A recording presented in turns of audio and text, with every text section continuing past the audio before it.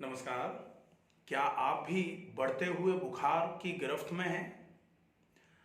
क्या आपके भी परिवार में बच्चे, वयस्क या वृद्ध बुखार की वजह से परेशान हो रहे हैं? आज बात करेंगे बुखार है क्या, उसके कारण क्या क्या होते हैं और बुखार हो ही ना इसके लिए हम क्या क्या उपाय कर सकते हैं। सबसे पहले ये जानना आवश्यक है कि बुखार एग्जैक्टली आता क्यों है। बुखार प्राइमरी डिसीज नहीं है, बुखार एक रिएक्टिव रेस्पॉन्स है।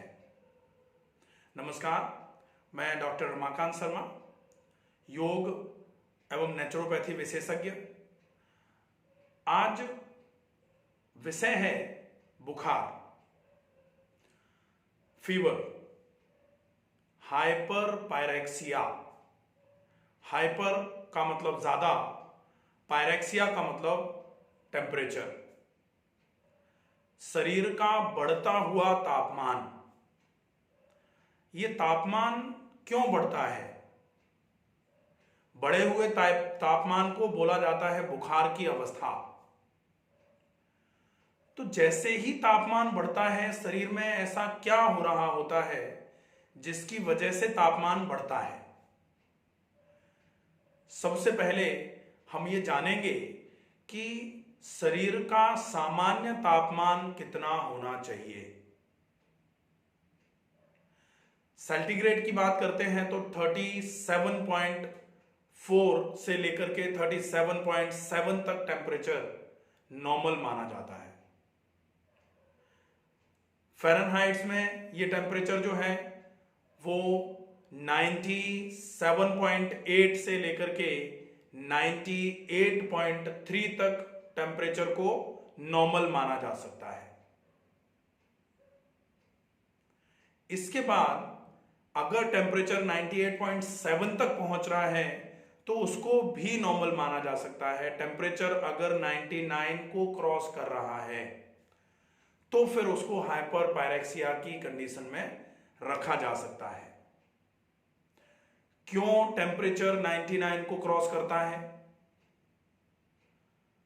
बुखार के क्या क्या कारण होते हैं उसमें हम देखें कि शरीर में कोई भी प्राइमरी इंफेक्शन होगा तो सेकेंडरली आपके शरीर का तापमान बढ़ना चालू हो जाएगा।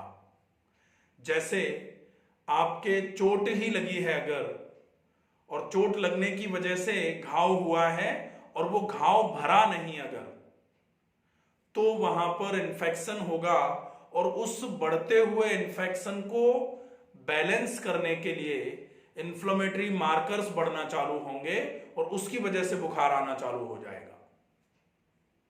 इन्फ्लेमेशन 5 साइंस होते हैं: rubor redness, tumour swelling, pallor, calor और फंक्शनल। ये पांचों साइंस जो हैं, एक तो लालामी, सूजन, दर्द, गर्मी और उस भाग का कम काम करना चालू करना, तो गर्मी, लालामी, सूजन, दर्द, गर्मी। ये गर्मी जो बढ़ती है यही बुखार है। और गर्मी बढ़ती क्यों है? क्योंकि इन्फ्लेमेशन आया है। Inflammation is reactive response of body toward any infection. आपके शरीर में यदि कहीं किसी भी प्रकार का कोई भी इन्फेक्शन हुआ है तो उस इन्फेक्शन को खत्म करने के लिए आपका शरीर एक एक्यूट वेस्कुलर रेस्पॉन्स लेके आने की कोशिश करता है और उसकी वजह से इन्फ्लेमेटरी चेंजेस आना चालू होते हैं। और उस इन्फ्लेमेशन में एक होता है हीट का बढ़ना, और वो हीट जो है वो आपका बुखार के रूप में शरीर में बढ़ती है। और जैसे ही बुखार आया, हमने बॉडी के प्राइमरी इन्फेक्शन को ट्रीट किए बिना केवल बुखार को सप्रेस करने की दवाई ले ली। यह सबसे बड़ी गलती है। अगर बुखार आया है तो हमें पहली बात तो पूरे घर को डॉक्टर बनने की जरूरत नहीं है। अगर बुखार आया है तो या तो आपको जानकारी पूरी हो, कहा जाता है अधूरा ज्ञान खतरा है जान, जान के लिए खतरे का काम कर सकता है, इसलिए अधूरा ज्ञान नहीं। अगर ज्ञान रखना है तो पूरा रखें कि अगर आपको बुखार आया है उसका रीजन क्या है, उस रीजन को आप ट्रीट कर दीजिए, आपका बुखार खत्म हो जाएगा। और अगर आपको ज्यादा जानकारी नहीं है तो फिर आप जिसको जानकारी है उसके पास, जिसको बुखार आया है उसको लेके जाएं और वो जो भी बताएं उसके हिसाब से अकॉर्डिंगली एक्ट करें, अच्छा रहेगा। आजकल जो बुखार चल रहे हैं, viral fever, bacterial fever, fungal infections, ये जो हैं इनकी वजह से जो प्राइमरी इन्फेक्शन होता है उसकी वजह से सेकेंडरीली बॉडी धीरे धीरे करके अपने टेम्परेचर को बढ़ा के इस इन्फेक्शन को खत्म करने का काम करती है। पैथोजेनेसिस क्या है वो बताते हैं। शरीर में जैसे ही वायरस या बैक्टीरिया घुसता है, जैसे मान लीजिए ये कोरोना में भी बुखार आ रहा था, कोरोना में भी तो टेम्परेचर बढ़ रहा था। कोरोना का वायरस जैसे ही शरीर में पहुंचता था, कहा जा रहा था नाक से होते हुए, मुंह से होते हुए गले में पहुंच रहा है, और गले में पहुंच करके वो 3 से 4 दिन के लिए गले में छुप करके बैठता है। वो देखता है शरीर किस हिसाब का है इनका, और वो बैठे बैठे अपने नंबर को बढ़ा लेता है, अपनी पूरी की पूरी फौज तैयार कर लेता है। जैसे आजाद हिंद फौज का गठन किया था हमारे सुभाष चंद्र बोस जी ने, छुप करके लोगों को इकट्ठा करके ताकि लड़ाई कर सके। ऐसे ही इंक्यूबेशन पीरियड माना जाता है इस टाइम को कि कोई भी पैथोजेनिक एक्टिविटी होने के लिए, कोई भी पैथोजन मतलब जो बीमारी पैदा करने वाला रोगाणु है, विषाणु है, ये सारे के सारे कहीं जाकर के शरीर में रुकते हैं और पहले ये देखते हैं कि आपके शरीर में व्यवस्था कैसी है। अगर आपका शरीर कमजोर है तो ये मन ही मन बहुत खुश होते हैं कि बहुत बढ़िया रहा, ऐसे शरीर में आए हैं जिसमें ज्यादा मेहनत नहीं करनी पड़ेगी, इनको तो ध्वस्त कर ही देंगे अभी हम।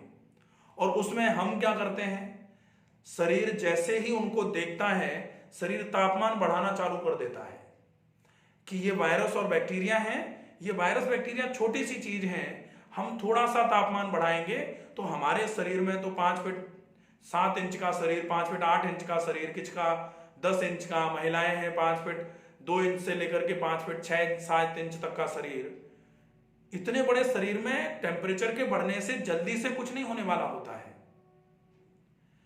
लेकिन ये वायरस और बैक्टीरिया का जो शरीर होता है ये बहुत छोटा, बहुत इतना छोटा होता है जो नग्न आंखों से दिखाई भी नहीं दे सकता। उनको देखने के लिए माइक्रोस्कोपिक रिजोल्यूशन की जरूरत पड़ती है, मैग्निफिकेशन की जरूरत पड़ती है।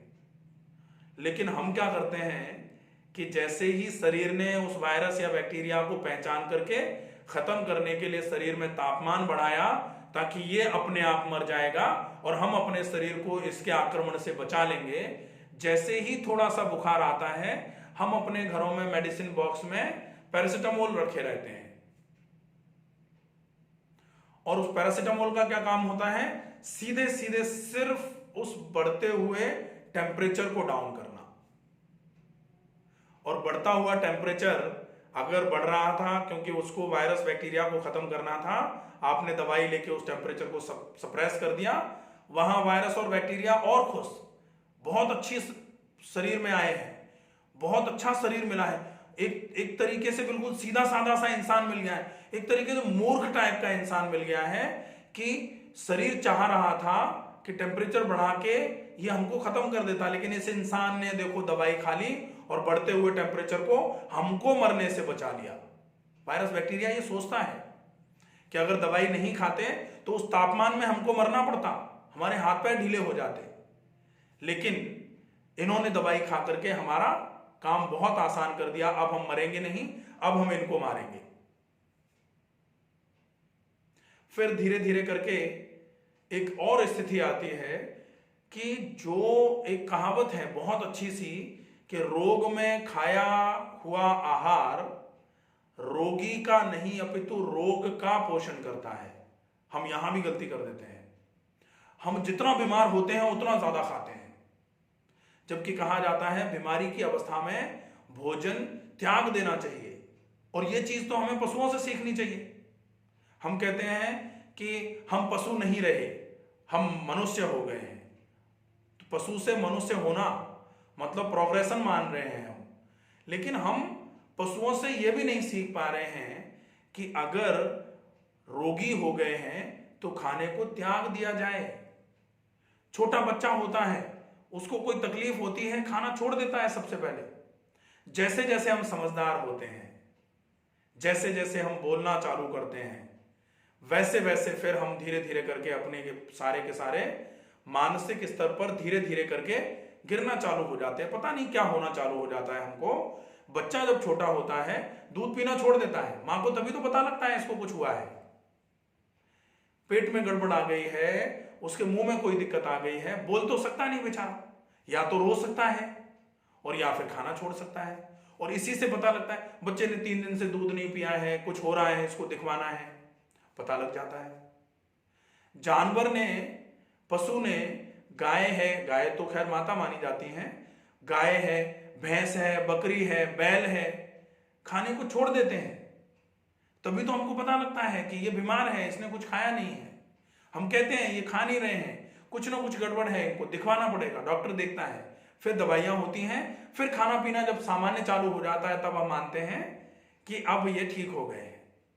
लेकिन हम क्या करते हैं, हम जैसे ही बीमार पड़ते हैं हम ज्यादा से ज्यादा खाना चालू कर देते हैं। कमजोरी आ जाएगी, ज्यादा खाओ, कमजोरी आ जाएगी, ज्यादा से ज्यादा फल खाओ, कमजोरी आ जाएगी, ज्यादा से ज्यादा सूखे मेवे खा लो, हलवा खाओ, पराठे खाओ, और मन का इनके क्या मन है ये वाला बना के खिलाओ।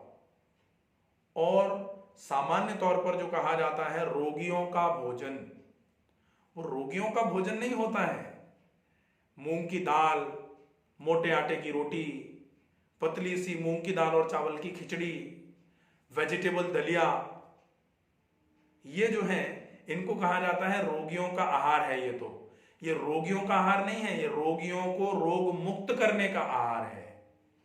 और जो रोगी को स्वास्थ्य प्रदान कर सकता है वो स्वास्थ्य रक्षण कितना अच्छा कर रहा होगा, लेकिन हम स्वाद के मोह में आके खाएंगे वही उल्टा सीधा।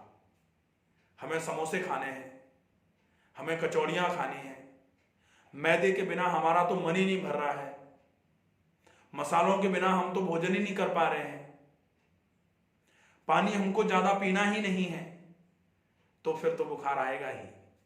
और वो बुखार कभी कभी इतना नुकसानदायक होता है कि धीरे धीरे करके आपके पूरे शरीर को खराब कर देता है। और कभी कभी तो कोई अपनी जान से भी हाथ धो बैठता है केवल इस बुखार के चक्कर में,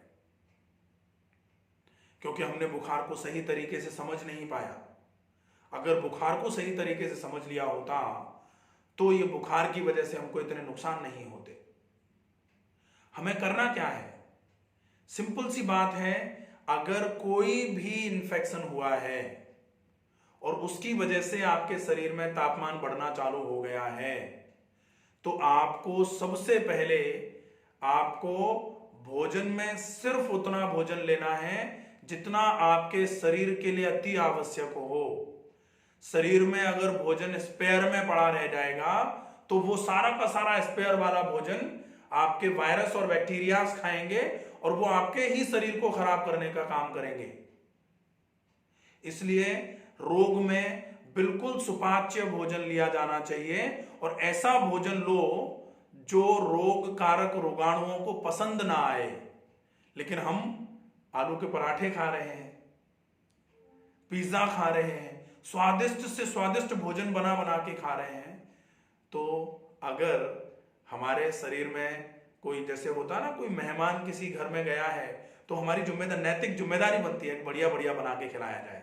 लेकिन अतिथि तुम कब आओगे या जाओगे, जो मूवी थी उसमें जो दिखाया गया अच्छा था, लेकिन कुछ परिदृश्य ऐसे हो जाते हैं कि बढ़िया बढ़िया बना के खिलाया तो अतिथि जाने का ही मन नहीं कर रहे हैं।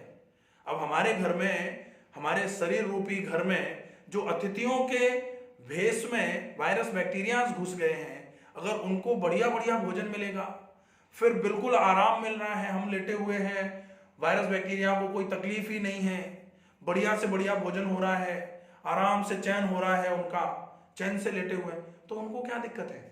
वो तो ये चाहेंगे कि वो तो अपने मौसी के बेटे, अपने चाचा के बेटे, अपनी चाची के बेटे, सबको इधर उधर से बुला लेंगे, और आ जाओ भैया, डायबिटीज भैया तुम भी आ जाओ, कोलेस्ट्रॉल भैया तुम भी आ जाओ, बहन जी कब्ज तुम भी आ जाओ, सारे के सारे आपके शरीर में आना चालू हो जाएंगे। और अगर आपको इनसे बचना है तो आपको सिर्फ एक चीज का ध्यान रखना है कि आप अपने शरीर में उतना ही भोजन करें और अच्छी मात्रा में व्यायाम करें। शरीर को इतना आलसी नहीं बनाएं कि शरीर में व्याप्त जो वायरस बैक्टीरिया फंगस है वो आपके शरीर को एक होस्ट की तरह ले लें, वो आपके शरीर को अच्छे तरीके से रुकने का एक घर बना लें।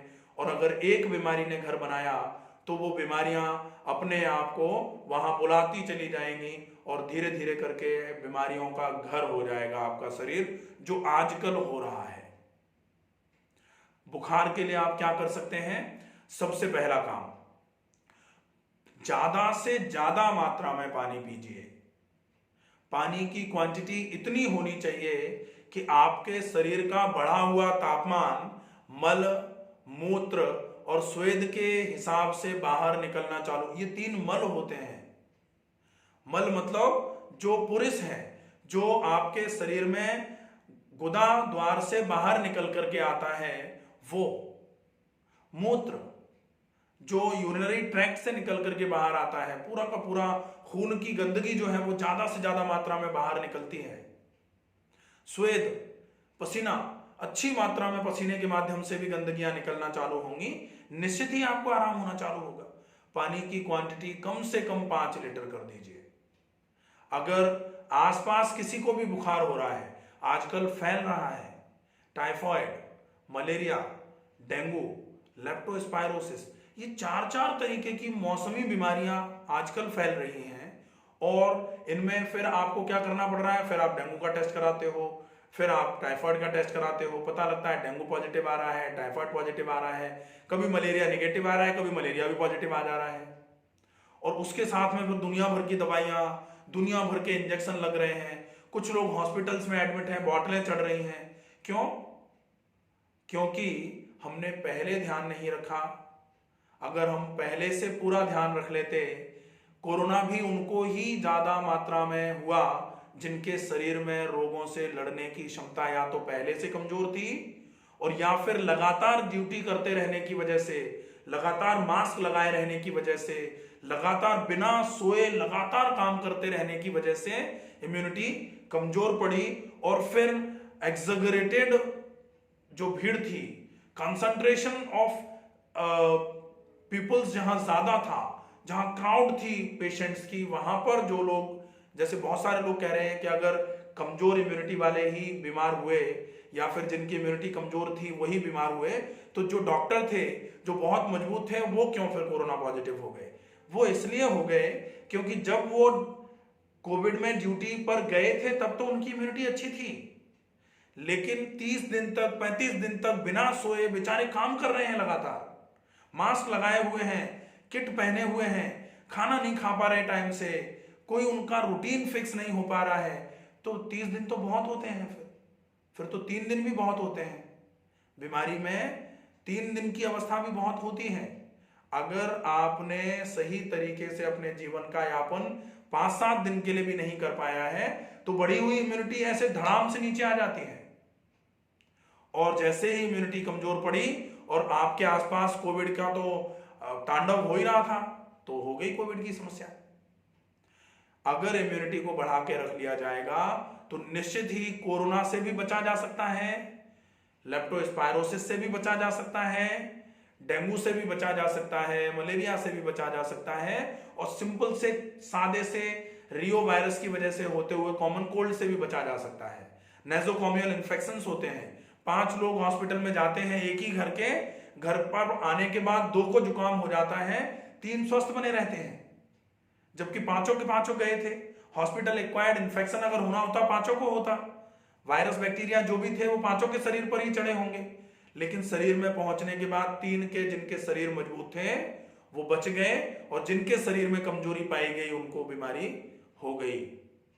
अब ये कमजोरी को दूर करने का तरीका, आप ज्यादा से ज्यादा मात्रा में पानी पिएं, खाने में मैदे को बिल्कुल अवॉइड कर दें, ज्यादा से ज्यादा मात्रा में मोटे आटे की रोटी और सब्जी की मात्रा जिसमें मात्रा ज्यादा हो लेकिन मिर्च मसाले चिकनाई कम से कम हो, नमक कम से कम हो, ऐसी सब्जी की ज्यादा मात्रा का उपयोग करें। फल, ताजी सब्जियों का सलाद ज्यादा से ज्यादा मात्रा में खाएं। लेट नाइट डिनर्स को बिल्कुल बंद कर दें, खत्म कर दें। 10 बजे खा रहे हैं, 11 बजे खा रहे हैं, आज नहीं तो कल ये बीमारी करवाने का एक बहुत बड़ा कारण बनेगा। बहुत सारे लोग ये सोचते हैं कि आज नहीं, वो हमारे बगल वाले हैं, वो तो 11 बजे खाना खाते हैं रोज ही, उनको तो कोई समस्या नहीं है। उनको समस्या है, वो डॉक्टर को बताते होंगे, आपको नहीं बताएंगे। हमें ऐसी कोई भी चीज देख करके अपने जीवन में नहीं ढालनी है जो अनीतिगत है, जो ठीक नहीं है। उसके लिए एक्सप्लेनेशंस नहीं चाहिए। अगर आप लेट नाइट डिनर कर रहे हैं तो निश्चित ही आज नहीं तो कल बीमार पड़ेंगे, इसमें कोई संशय नहीं है। तो लेट नाइट डिनर्स को स्किप करना, अवॉइड करना बहुत जरूरी है। आप अगर काम रात को करते हैं, आप भोजन शाम को ही करके अपनी ड्यूटी पर जाइए। और अगर आप लेट नाइट तक काम कर रहे हैं, 11 बजे फ्री हो रहे हैं, आप अपना डिनर का भी बॉक्स लेकर जाइए। और जो बॉक्स लेकर जा रहे हैं, एल्युमिनियम फॉइल्स का यूज कर रहे हैं, मैंने वीडियो एक बना के तैयार किया हुआ है, मैं आप जल्दी ही अपलोड कर दूंगा उसको। एल्युमिनियम के बर्तन, एल्युमिनियम की फॉइल, प्लास्टिक की बॉटल्स, दुनिया भर के प्लास्टिक के टिफिन, बच्चों के टिफिन प्लास्टिक के, फिर बच्चों के लिए पराठे मम्मियां जो एल्युमिनियम फॉइल में पैक करके स्कूल में भेजती हैं, बहुत ही गलत तरीका है, भयंकर नुकसान होगा इनका। इनको जितनी जल्दी हो सके अवॉइड किया जाए। प्लास्टिक की बॉटल्स का यूज जितनी जल्दी हो सके, जो नॉन स्टिक कुकवेयर्स होते हैं उनका यूज बिल्कुल बंद। टेफ्लॉन की कवरिंग होती है, उन पर कोटिंग होती है, बहुत नुकसानदायक है, पॉइजनस है। स्लो पॉइजन हम दे रहे हैं धीरे धीरे करके, अगर हम इनका उपयोग कर रहे हैं तो। किचन में से तुरंत फेंक दिया जाए इन सारे सामानों को निकाल करके। फिर ज्यादा मात्रा में पानी हो गया, मोटे आटे की रोटी, सब्जी की मात्रा ज्यादा। इसके अलावा अगर आप व्यायाम का नियम बना करके व्यायाम करेंगे तो निश्चित ही आपके शरीर में रोगों से लड़ने की क्षमता ज्यादा बनी रहेगी, बहुत अच्छा फायदा बना रहेगा। प्राणायाम का अभ्यास जरूर किया जाए नियमित रूप से, ज्यादा नहीं तो कम से कम 100 बार सवेरे दीर्घ श्वसन, लंबी गहरी श्वास भरना और भरी गई श्वास को धीरे धीरे करके छोड़ना, बहुत इफेक्टिव रहेगा, बहुत फायदेमंद रहेगा। ये कुछ चीजें हैं जो बुखार के लिए नियमित रूप से उपयोग में ली जानी चाहिए। अगर हम इनका उपयोग कर रहे हैं तो बुखार धीरे धीरे करके कम होना चालू हो जाएगा, अगर आया हुआ है तो। और अगर ज्यादा ही बुखार आ गया है, माथा गर्म लह रहा है, बुखार टेम्परेचर चेक करने पर 102 को क्रॉस कर रहा है, ऐसे समय में माथे पर गीला कपड़ा, पूरे शरीर पर गीले कपड़े से स्पॉन्ज करा देना है। उसके बाद गर्म पानी में पैर डाल करके बैठेंगे, शरीर में से तेज पसीना निकलना चालू हो जाएगा और जैसे जैसे पसीना निकल के बाहर आएगा, शरीर का बढ़ता हुआ तापमान कमजोर पड़ेगा। और वो जो तापमान कमजोर पड़ेगा, शरीर में से गंदगियों को बाहर निकालते हुए, शरीर में जैसे ही गंदगियां बाहर निकलेंगी तो आपके शरीर में विद्यमान रोग कारक रोगाणु जो थे उनकी पकड़ शरीर पर ढीली होना चालू हो जाएगी। और जैसे ही वो पकड़ ढीली होगी, शरीर में से वो धीरे धीरे करके बाहर निकलना चालू हो जाएंगे और आपका शरीर छोड़ करके बाहर आना चालू होंगे। अशुद्ध शरीर रोग कारक रोगाणुओं के लिए फेवरेबल प्लेस होता है और अशुद्धियों को दूर कर दिया अगर, तो निश्चित ही शरीर में से रोग कारक रोगाणु अपने आप बाहर निकलना चालू हो जाएंगे। आपको कुछ भी करने की आवश्यकता नहीं है। इसीलिए कहा जाता है पेट बिल्कुल साफ कर दिया जाए, खून बिल्कुल साफ कर दिया जाए, ज्यादा मात्रा में पानी पिया जाए और भोजन कुछ ऐसा लिया जाए जो अप्रिय हो विषाणुओं को, रोगाणुओं को। हम मीठे से मीठा खा रहे हैं, अब मीठा अगर खा रहे हैं और वो भी पेट में जाके सड़ रहा है तो निश्चित ही वायरस बैक्टीरिया का तो वही भोजन है, तो वो उनको मिलेगा और वो तंदुरुस्त होते चले जाएंगे, और वो जितने तंदुरुस्त होंगे हमारा शरीर उतना ही ढीला ढाला होना चालू हो जाएगा, समस्या आएगी। ठीक है, तो ये चीजें हो जाती हैं। इसके बाद अगर आपका तापमान बढ़ा हुआ है और 2 दिन 3 दिन हो गए हैं तापमान कम नहीं होते में आ रहा है, तो आप नियरेस्ट जो भी फिजिशियन है आप उनसे कंसल्ट कर सकते हैं। और अगर आपको एंटीपायरेटिक लेने की जरूरत पड़ रही है, हाइपरपायरेक्सिया को कम करने के लिए अगर आपको एंटीपायरेटिक लेनी पड़ी, आपको बुखार को कम करने की दवा लेनी पड़ी है, तो साथ में फिर एंटीबायोटिक ली जाए। एंटीबायोटिक के साथ में एंटीबायोटिक अगर लेंगे तो एंटीबायोटिक तो आपके टेम्परेचर को कम करेगी, लेकिन एंटीबायोटिक जो है वो उन स्पेसिफिक वायरस और बैक्टीरियाज को खत्म कर देगी।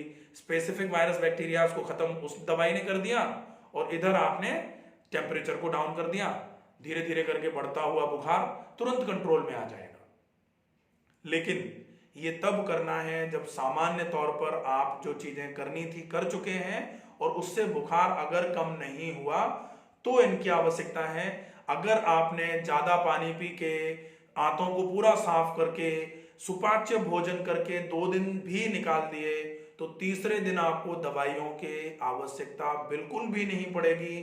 ये आजमाया हुआ बिल्कुल क्लियर सर्टिफाइड फॉर्मूला है कि आप अगर रोगी हैं, रोग में आप खाने को बंद कर दीजिए।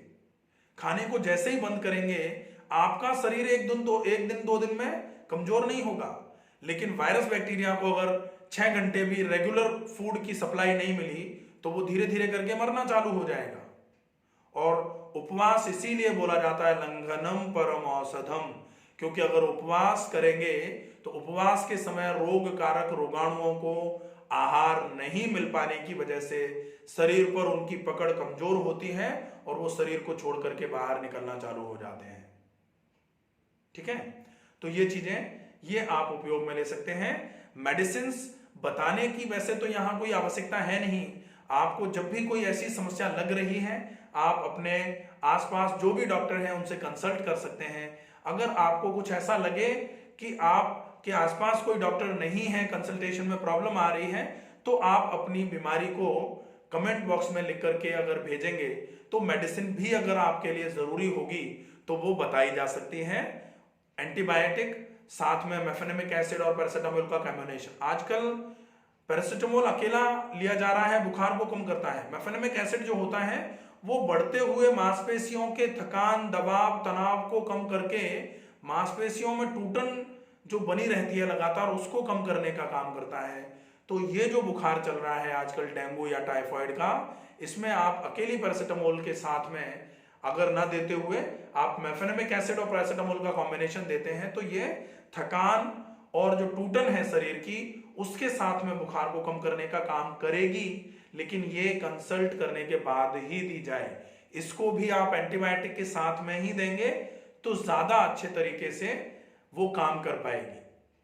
ठीक है, एंटीबायोटिक जब भी दी जाती है एंटासिड जरूर दिया जाना चाहिए, एक मल्टीविटामिन जरूर दिया जाना चाहिए। अगर आपको कोई एलर्जी है तो एक एंटी एलर्जिक भी दिया जाना चाहिए। तो आप पूरे के पूरे प्लान को फोकस करके अगर फॉलो करेंगे तो निश्चित ही आप बीमारियों को दूर करने के साथ साथ बीमारियों को दूर करने के बाद बीमारियां जो दुनिया भर की आने वाली हैं उनसे भी अपने शरीर को बचा पाएंगे अगर आप किसी सर्टिफाइड प्रैक्टिशनर के पास जाकर के मेडिसिन का प्लान करवाएंगे तो वो ये सारी चीजों का प्लान करके ही देंगे।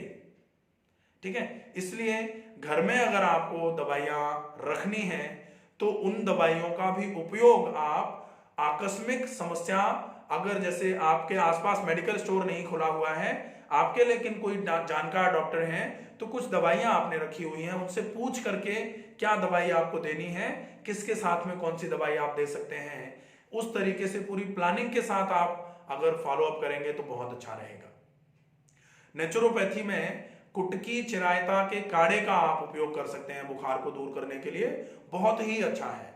त्रिकटु पाउडर आयुर्वेद में मेडिकल शॉप्स में मिल जाएगा, उसको काढ़े के रूप में या पाउडर के रूप में आप फंकी लेके ऊपर से पानी पी सकते हैं, बुखार को कम करने का काम करेगा।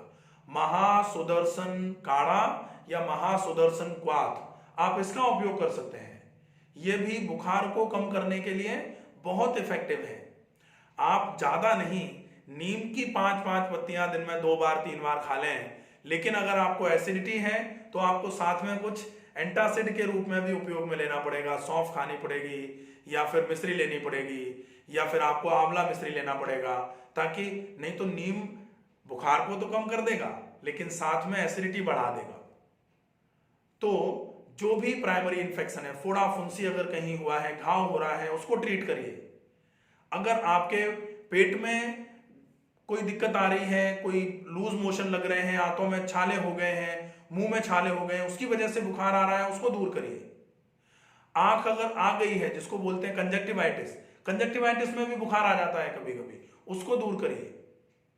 अगर टॉन्सिलाइटिस हो गई है, बच्चे सामान्य तौर पर टॉन्सिलाइटिस का अटैक होता है बच्चों को, टॉन्सिल की वजह, टॉन्सिलाइटिस होने की वजह से बुखार आ जाता है। अपर रेस्पिरेटरी ट्रैक्ट इन्फेक्शन हो जाते हैं, यूआरटीआई बोलते हैं। इस केस में बच्चों को रेस्पिरेटरी ट्रैक्ट में इन्फेक्शन हुआ है, उसके चक्कर में बुखार आया है और हम सिंपल पैरासिटामोल रखते हैं। नहीं, ऐसा करना बिल्कुल बंद कर दीजिए। आपके बुखार का प्राइमरी रीजन क्या है, उस रीजन को समझ करके जब तक आप ट्रीटमेंट नहीं करेंगे, आपके बुखार में आराम नहीं मिलेगा। और जितना ज्यादा आप बुखार की दवाइयां देते रहेंगे पहले पहले, बाद में जाके आपको वो दवाइयां धीरे धीरे करके, पैरासिटामोल जो है, कहा जाता है overdose of paracetamol causes liver disturbances, hepatotoxic होता है पैरासिटामोल। तो ज्यादा यूज नहीं करना चाहिए पैरासिटामोल का। अगर आपको कोई प्राइमरी समस्या है, उस प्राइमरी समस्या का ट्रीटमेंट करके आप बुखार को खत्म करें, ज्यादा अच्छा रहेगा। आशा है वीडियो में जो भी चीजें बताई गई हैं आपको पसंद आई होंगी। अगर वीडियो आपको पसंद आता है तो बढ़ते हुए बुखार की समस्या को रोकने के लिए क्या क्या कर सकते हैं सामान्य तौर पर, वही बताया गया है। आप इस वीडियो को अपने परिजनों तक, अपने जानने वालों तक शेयर कर सकते हैं ताकि उनकी भी मदद हो पाए। और भी अगर कोई चीज आपको समझ में नहीं आ रही है तो आप वो मुझे व्हाट्सअप कर सकते हैं, मैंने नंबर अपना कमेंट बॉक्स में छोड़ दूंगा मैं।